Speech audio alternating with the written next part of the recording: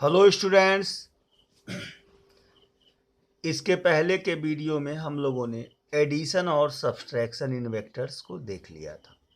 अभी हम मल्टीप्लिकेशन इन वेक्टर्स पढ़ेंगे। तो सबसे पहले multiplication of a scalar with A vector, दो स्थितियां पैदा हो जाएंगी। पहला,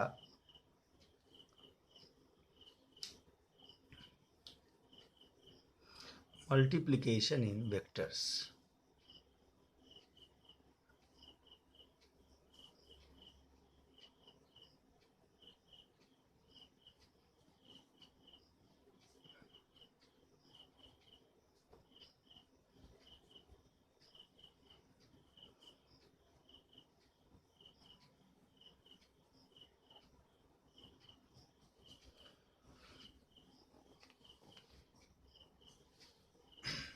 मल्टीप्लिकेशन इन वेक्टर्स, वेक्टर्स में मल्टीप्लिकेशन। वेक्टर्स में मल्टीप्लिकेशन को हम दो पार्ट में बांट सकते हैं। पहला,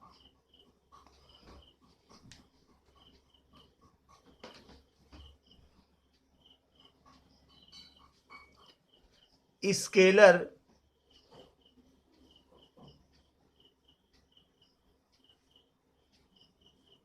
एंड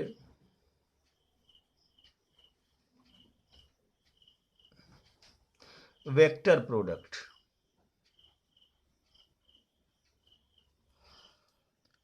यानी जब एक स्केलर क्वांटिटी का किसी एक वेक्टर क्वांटिटी में मल्टीप्लाई कराया जाए तो परिणाम क्या होगा। और मल्टीप्लिकेशन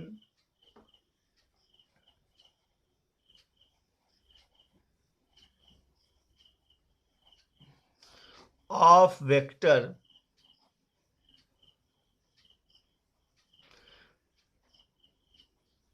विथ वेक्टर। दो सिचुएशन अराइज होंगी। किसी वेक्टर में वेक्टर का मल्टीप्लाई करा जाए तो प्रोडक्ट क्या होगा, और किसी वेक्टर में स्केलर का मल्टीप्लाई कराया जाए तो प्रोडक्ट की क्या सिचुएशन होगी। इन बातों पे हम लोग आज डिस्कशन करेंगे। मेनली जब किसी स्केलर का वेक्टर में मल्टीप्लाई किया जाता है तो स्केलर के पास तो डायरेक्शन होती नहीं है। डायरेक्शन जो होती है वह वेक्टर के पास होती है। तो दोनों के मैग्नीट्यूड्स का मल्टीप्लिकेशन हो जाता है और डायरेक्शन वही होती है जो डायरेक्शन वेक्टर की डायरेक्शन होती है। जैसे यानी इसमें पहला case, when a scalar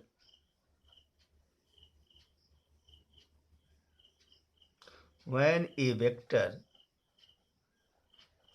multiplied by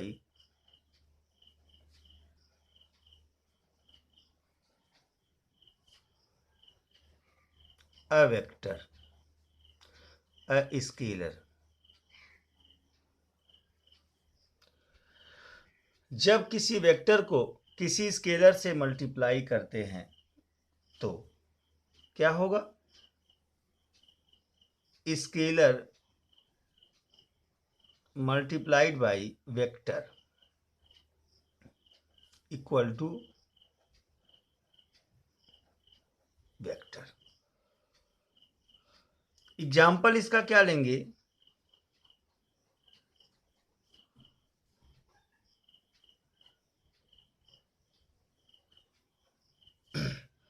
अगर 2 इंटू 4 न्यूटन ईस्ट, यहां 2 स्केलर है और 4 न्यूटन ईस्ट एक फोर्स है। 4 न्यूटन फोर्स है जो ईस्ट डायरेक्शन में लगा हुआ है। तो प्रोडक्ट क्या आएगा, 8 न्यूटन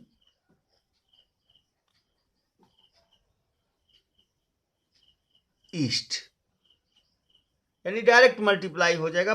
मैग्नीट्यूड का मैग्नीट्यूड में मल्टीप्लाई हो जाएगा, यूनिट वही रहेगी और डायरेक्शन ईस्ट हो जाएगा।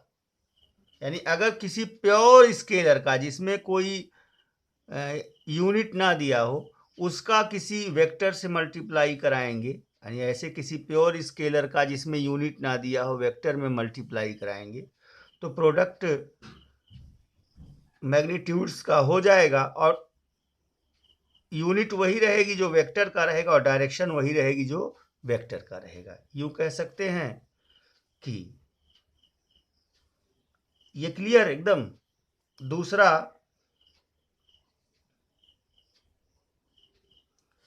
अगर कोई क्वांटिटी है उस क्वांटिटी में, यानी कोई स्केलर क्वांटिटी है, कोई अंक नहीं है, कोई डिजिट नहीं है, कोई नंबर नहीं है, कोई स्केलर क्वांटिटी है, उस क्वांटिटी का वेक्टर क्वांटिटी में जब मल्टीप्लाई कराते हैं तो जो यूनिट होती है वह उन दोनों के यूनिट के हिसाब से लिखी जाती है, डायरेक्शन वेक्टर की डायरेक्शन होती है। जैसे example, mass into acceleration equal to force.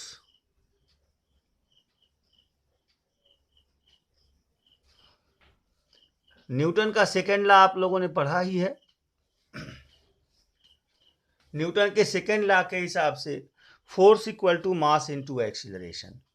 मास एक स्केलर क्वांटिटी होती है स्टूडेंट्स, और एक्सीलरेशन एक वेक्टर क्वांटिटी होती है। अब स्केलर का वेक्टर में मल्टीप्लाई किया गया तो रिजल्ट क्या आया, जो प्रोडक्ट है वो फोर्स के बराबर है। यानी quantity into quantity equal to new quantity.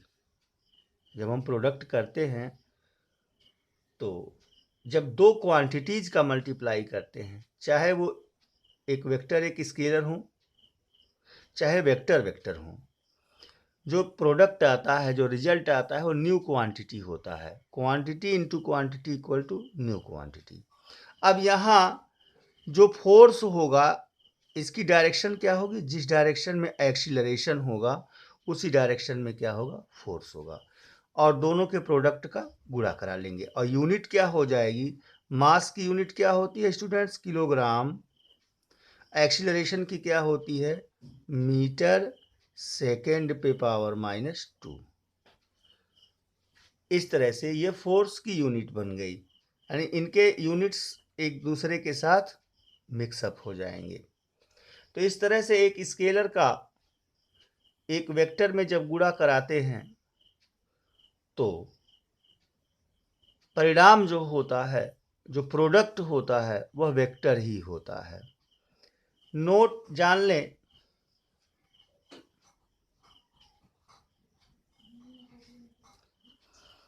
If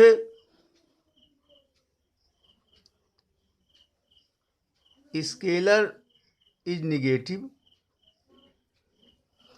अगर जिस स्केलर का गुणा करा रहे हैं वो निगेटिव है, जैसे -2 इंटू 4 न्यूटन ईस्ट, यह एक स्केलर क्वांटिटी है, प्योर डिजिट है जो निगेटिव है, प्योर नंबर है जो निगेटिव है, और 4 न्यूटन ईस्ट एक फोर्स है। 4 न्यूटन उसका मैग्नीट्यूड है और ईस्ट उसका डायरेक्शन है। तो जब मल्टीप्लाई कराएंगे तो -8 न्यूटन हो जाएगा। लेकिन अब डायरेक्शन क्या होगा, -8 न्यूटन ईस्ट यहाँ लिखेंगे, यानी यूं कह सकते हैं कि 8 न्यूटन वेस्ट भी लिख सकते हैं। अगर इस माइनस को हटाएंगे, इस माइनस को हटाएंगे तो 8 न्यूटन वेस्ट हो जाएगा, पश्चिम हो जाएगा। यूं कह सकते हैं कि जब किसी निगेटिव नंबर का किसी वेक्टर में गुणा कराएंगे तो जो प्रोडक्ट आएगा उसका डायरेक्शन बदल जाएगा, डायरेक्शन चेंज हो जाएगा। इस तरह से किसी स्केलर का किसी वेक्टर में मल्टीप्लिकेशन आपने देखा। अब मल्टीप्लिकेशन आप एक बात और ध्यान देंगे, जब यहाँ मल्टीप्लाई कराते हैं तो उनके बीच किसी साइन का यूज नहीं करते हैं। यहाँ जैसा आप जानते हैं कि मल्टीप्लिकेशन में जो साइन यूज किया जाता है, मल्टीप्लिकेशन के नाते मैं यहाँ समझा रहा हूँ रफ पे आपको, 2 इंटू 3 जनरली आप लोग पढ़ते हैं इक्वल टू 6। जनरली आप एल्जेब्रा में जो आज तक पढ़े हैं मैं चर्चा करता हूं, x इंटू वाई, ऐसे ये इसके बीच में कोई साइन नहीं बना है x और y के, फिर भी आप जनरली से मल्टीप्लिकेशन ही मानते हैं और x इंटू वाई लिख दिए, तब भी आप इसे क्या मानते हैं, मल्टीप्लिकेशन ही मानते हैं। इस तरह से मल्टीप्लिकेशन का जो सिंबल है कहीं पे इस तरह से क्रॉस लगा देते हैं, एल्जेब्रा में अब तक आप लोगों ने पढ़ा है, कहीं ऐसे डॉट लगा देते हैं, कहीं ऐसे कोई चिन्ह ही नहीं लगाते हैं। तीनों सिचुएशन सही है, लेकिन वेक्टर के टर्म्स में सबका अपना मतलब है। हर जगह आप क्रॉस नहीं लगा पाएंगे, हर जगह आप डॉट नहीं लगा पाएंगे। तो कहाँ क्रॉस यूज किया जाएगा, कहाँ डॉट यूज किया जाएगा, इसे हम किस में पढ़ेंगे, मल्टीप्लिकेशन इन वेक्टर्स में पढ़ेंगे। यहाँ पे अगर किसी स्केलर का किसी वेक्टर में प्रोडक्ट कराया जाता है स्टूडेंट, तो बीच में जनरली कोई चिन्ह नहीं, force equal to mass into acceleration, न तो यहाँ डॉट लगाते हैं न तो यहाँ क्रॉस लगाते हैं। यानी स्केलर का अगर किसी वेक्टर में प्रोडक्ट कराया गया है, मल्टीप्लाई कराया गया है, तो जनरली दोनों क्वांटिटी के बीच कोई साइन यूज नहीं करते हैं, न तो डॉट न तो क्रॉस। लेकिन जब multiplication of A vector with vector, जब वेक्टर का वेक्टर में मल्टीप्लाई कराते हैं, तो इसमें दो फिर हो जाता है, नंबर 1 क्रॉस या डॉट प्रोडक्ट और नंबर 2 क्रॉस प्रोडक्ट। मतलब वेक्टर्स के मल्टीप्लिकेशन में अब दो सिचुएशन हो जाएगी, पहला डॉट प्रोडक्ट और दूसरा क्रॉस प्रोडक्ट। तो हम मल्टीप्लिकेशन ऑफ ए वेक्टर, दूसरी सिचुएशन हम चर्चा कर रहे हैं।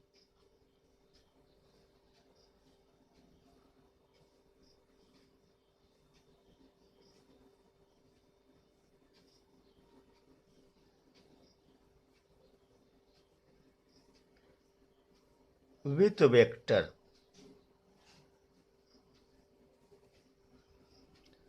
अब एक वेक्टर का वेक्टर के साथ मल्टीप्लिकेशन में, जब किसी वेक्टर का वेक्टर में मल्टीप्लाई करते हैं स्टूडेंट्स, तो रिजल्ट दोनों प्रकार के होते हैं।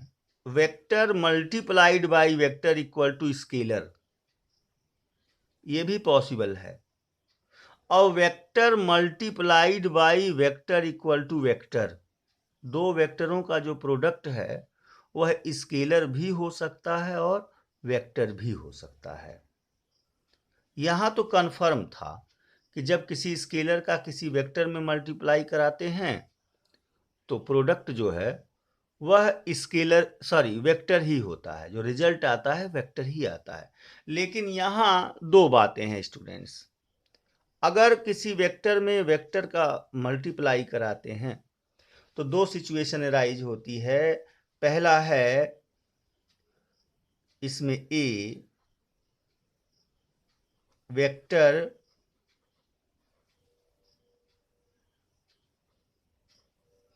मल्टीप्लाइड बाई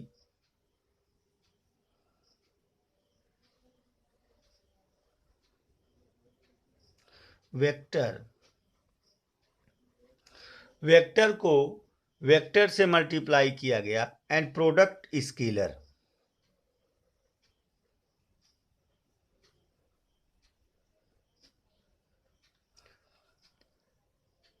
ये परिणाम आया, ये पहली बात हो गई, यानी वेक्टर को वेक्टर में मल्टीप्लाई कराया गया और जो प्रोडक्ट आया वो क्या आया, स्केलर। दिस इज कॉल्ड, इसे क्या कहते हैं, इस प्रोडक्ट को, product is called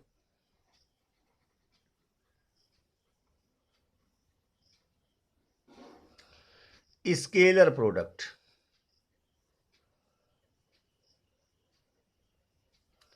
scalar product of vectors.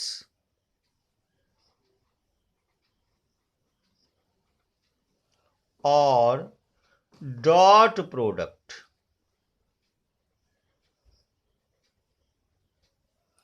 इसको डिनोट किससे करते हैं स्टूडेंट्स? डॉट से डिनोट करते हैं। इस तरह के मल्टीप्लाई को किससे डिनोट करते हैं स्टूडेंट्स? डॉट से डिनोट करते हैं। जैसे यहाँ हमने बताया आपको कि मल्टीप्लिकेशन को आप डॉट से भी डिनोट कर सकते हैं, क्रॉस से भी डिनोट कर सकते हैं, और कोई साइन ना हो तब भी। ये अलजेब्रा में जनरली आपने पढ़ा है, लेकिन अब जब आप यहाँ पढ़ेंगे वेक्टर में, वेक्टर अलजेब्रा में पढ़ेंगे तो चीज़ें थोड़ी सी डिफर करेंगी। ये पहला केस हुआ कि वेक्टर को वेक्टर में मल्टीप्लाई किया गया तो जो प्रोडक्ट आया वो स्केलर आया, और अगर प्रोडक्ट स्केलर आया तो इस तरह के वेक्टर मल्टीप्लिकेशन को स्केलर प्रोडक्ट या डॉट प्रोडक्ट कहते हैं।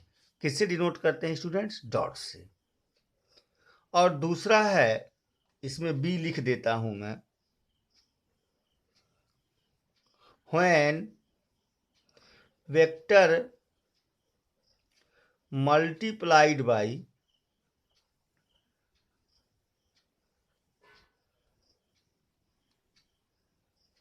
वेक्टर। एक वेक्टर को वेक्टर में मल्टीप्लाई किया, प्रोडक्ट इज इसकी वेक्टर,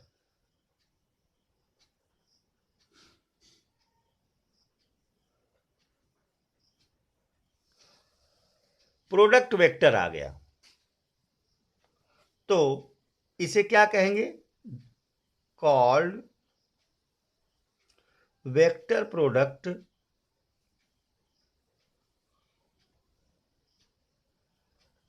और क्रॉस प्रोडक्ट। ऐसे क्रॉस से डिनोट करते हैं इसको। किससे डिनोट करते हैं स्टूडेंट्स? क्रॉस से। इस तरह से, यानी दोनों परिणाम संभव हैं। एक वेक्टर में एक वेक्टर का मल्टीप्लाई कराने पे जो परिणाम है, अगर वो स्केलर आ गया, रिजल्ट स्केलर आ गया, जिसको प्रोडक्ट कहते हो, प्रोडक्ट स्केलर आ गया, तो इस तरह के मल्टीप्लिकेशन को, इस तरह के प्रोडक्ट को स्केलर प्रोडक्ट कहते हैं। क्या कहते हैं स्टूडेंट्स? स्केलर प्रोडक्ट कहते हैं। और किससे इस प्रोडक्ट को डिनोट करते हैं? डॉट से। डॉट मल्टीप्लिकेशन भी कहते हैं, डॉट प्रोडक्ट भी कहते हैं। और वेक्टर का वेक्टर में मल्टीप्लाई कराने के बाद अगर रिजल्ट स्केलर आ गया, सॉरी वेक्टर आ गया, तो इसे वेक्टर प्रोडक्ट कहते हैं या क्रॉस प्रोडक्ट, क्रॉस से डिनोट करते हैं।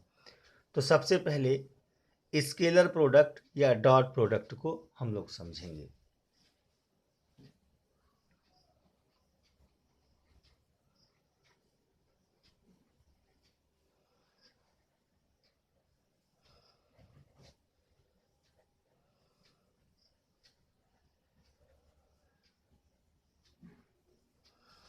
ये क्या होता है?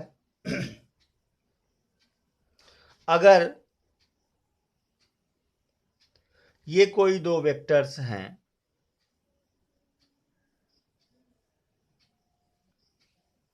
वेक्टर ए और ये दूसरा वेक्टर है वेक्टर बी, इनके बीच का एंगल थीटा है, दोनों एक दूसरे से थीटा एंगल पे लगे हुए हैं स्टूडेंट्स, तो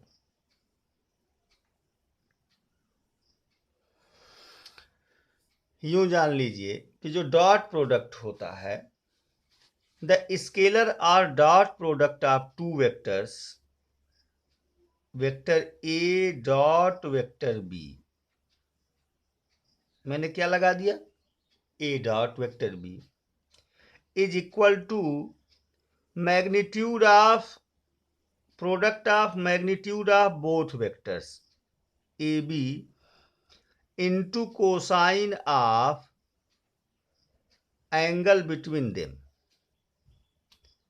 मतलब जो दोनों के बीच एंगल बना है उसका कोसाइन, यानी magnitude of A magnitude of B into cos theta. ये हो गया vector A dot vector B की वैल्यू हो गई बच्चों। यूं भी कह सकते हो कि the dot product of two vectors is equal to, is a scalar quantity, its value is the value of product is equal to product of magnitude of both vectors and cosine of angle between them। ये पहला तरीका हुआ definition देने का। दूसरा तरीका ये दे सकते हैं कि the dot product of two vectors is equal to magnitude of one vector. The dot product is product of magnitude of first vector and the component of second vector in the direction of the given vector. चूंकि vector B को अगर component में तोड़ेंगे B को, तो यहाँ एक component हो जाएगा बी साइन थीटा, यहाँ हो जाएगा बी कॉस थीटा, यूं कह लो।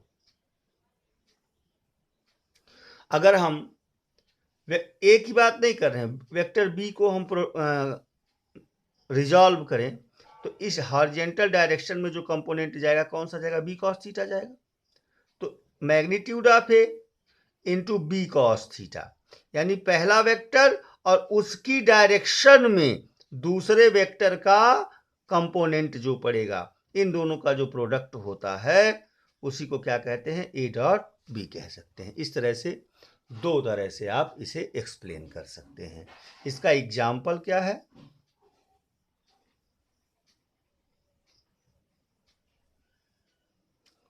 वर्क W, वर्क कैसी क्वांटिटी होती है स्टूडेंट्स? स्केलर क्वांटिटी होती है। इसकी वैल्यू किसके बराबर होती है? Force into displacement. Force into displacement. तो the dot product of force and displacement equal to work, यानी vector multiplied by vector equal to scalar. इस तरह से scalar product of two vectors को आप लोगों ने पढ़ डाला। अब हम इसके कुछ प्रॉपर्टीज के बारे में आपसे चर्चा करेंगे। तो प्रोडक्ट ऑफ वेक्टर्स क्लियर हुआ आप लोगों को? तो प्रॉपर्टीज ऑफ डॉट प्रोडक्ट में हम देखेंगे, कई सिचुएशंस होती हैं, उन पे चर्चा करेंगे students. Properties of dot product students, दो वेक्टर्स का डॉट प्रोडक्ट पॉजिटिव, निगेटिव या जीरो कुछ भी हो सकता है। यानी जो डॉट प्रोडक्ट है इट में भी पॉजिटिव, जीरो और निगेटिव, तीनों सिचुएशंस पॉसिबल है। पॉजिटिव कब होगा? फर्स्ट केस पॉजिटिव कब होगा? जब थीटा इज लेस देन 90, दोनों वेक्टर्स के बीच का जो एंगल है वो 90 डिग्री से कम हो, जैसे 30 डिग्री हो, 45 डिग्री हो, 75 हो, 85 हो, कुछ हो। चूंकि कॉस की वैल्यू फर्स्ट क्वाड्रेंट में यानी 0 से 90 के बीच में कॉस की जो वैल्यू होती है बच्चों वो पॉजिटिव होती है। इसलिए ए बी कॉस थीटा में ए डॉट बी की वैल्यू निकालेंगे तो पॉजिटिव आएगा। और जीरो कब होगा? Theta equal to 90। आप जानते हैं कि कॉस 90 की वैल्यू क्या होती है? शून्य होती है। इसलिए अगर दो वेक्टर्स एक दूसरे से परपेंडिकुलर होंगे, 90 डिग्री पे होंगे, तो उनका डॉट प्रोडक्ट क्या हो जाएगा? शून्य हो जाएगा। और तीसरा निगेटिव क्या होगा? जब थीटा इज ग्रेटर देन 90।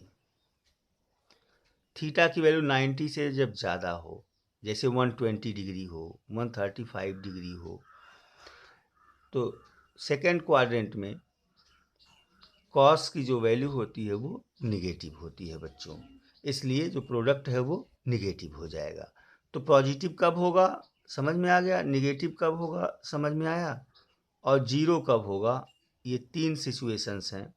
यानी जो डॉट प्रोडक्ट है वह पॉजिटिव, निगेटिव या जीरो तीनों हो सकता है। एंगल पे दोनों के डिपेंड करता है। दूसरा,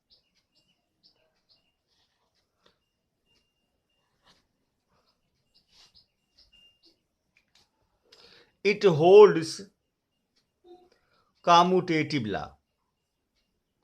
डॉट प्रोडक्ट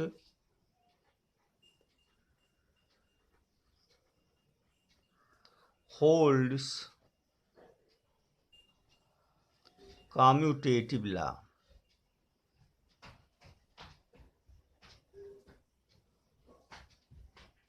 कॉम्यूटेटिव लॉ क्या होता है कि अगर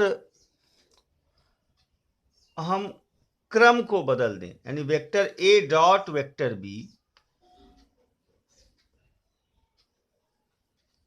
equal to vector B dot vector A, ये इसे होल्ड करता है। तीसरी चीज,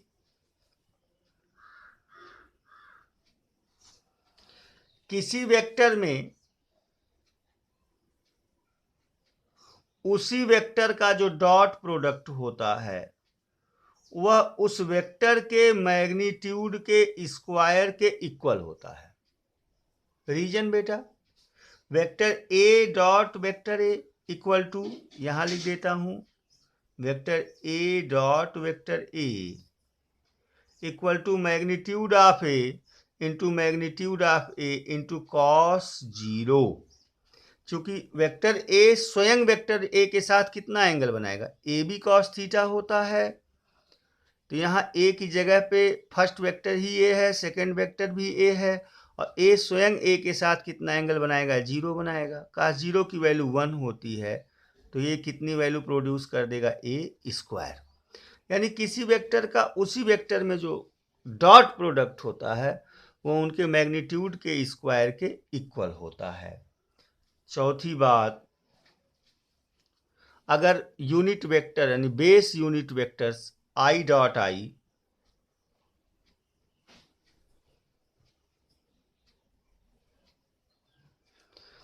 equal to J dot J equal to K dot के,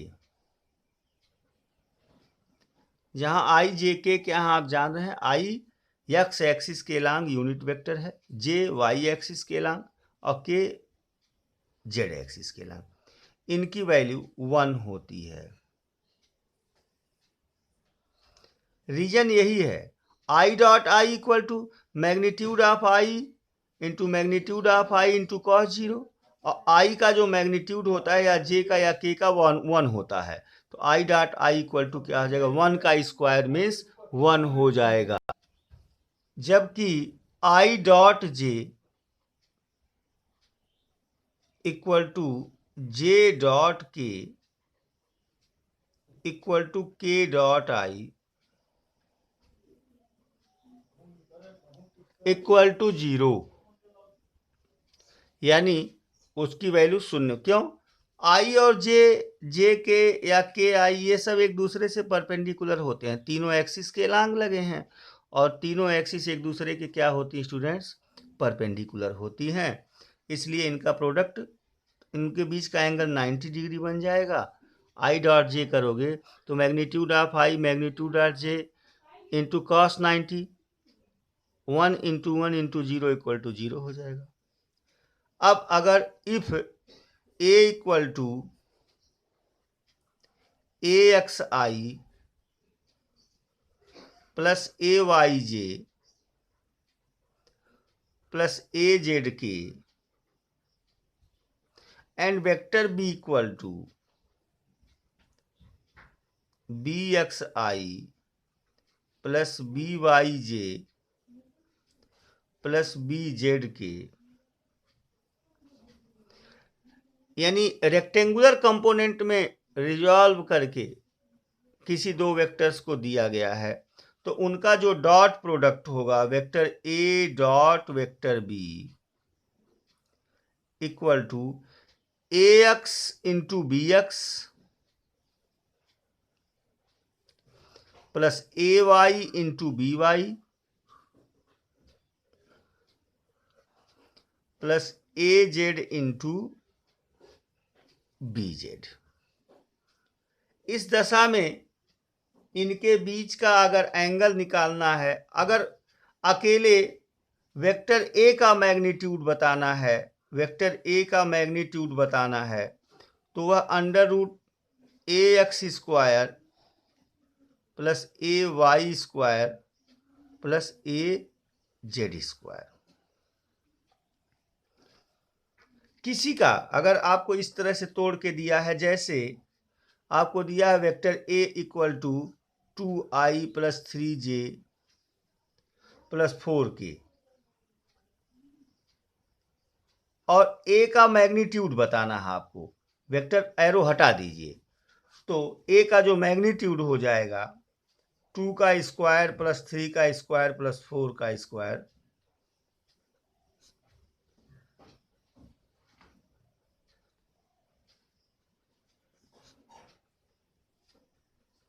मैग्नीट्यूड ऑफ ए कितना हो जाएगा, √29 हो जाएगा।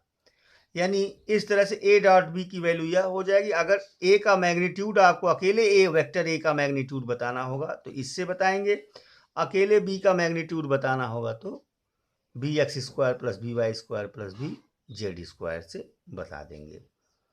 तो अगर बेस वेक्टर्स में तोड़ के दिया है, रेक्टेंगुलर कंपोनेंट्स में तोड़ के दिया है, तो उनका डॉट प्रोडक्ट कितना हो जाएगा। क्लियर है स्टूडेंट्स? इस तरह से हमने डॉट प्रोडक्ट को पढ़ लिया। अब क्रॉस प्रोडक्ट को हम नेक्स्ट वीडियो में पढ़ेंगे स्टूडेंट्स।